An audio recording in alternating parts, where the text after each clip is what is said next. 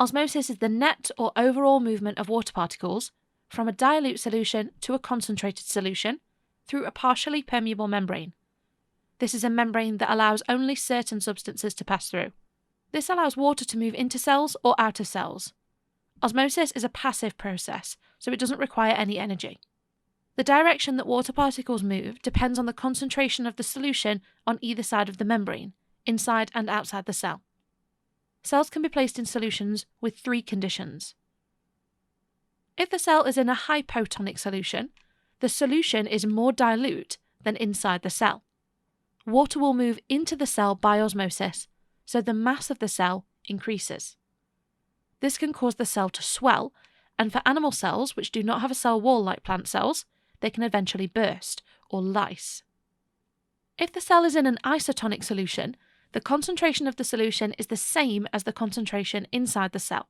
There will be no net movement of water in this case, so the mass of the cell does not change. If the cell is in a hypertonic solution, the solution is more concentrated than inside the cell. This means that water will move out of the cell by osmosis, so the mass of the cell will decrease. Osmosis occurs more quickly when temperature increases because particles have more energy, so they move more quickly. It also occurs more quickly when there's a bigger concentration gradient between the solutions inside the cell and outside the cell.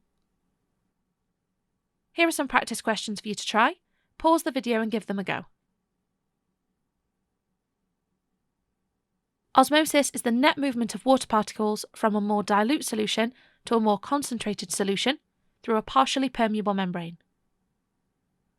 A hypotonic solution is a solution that's more dilute or less concentrated than inside the cell.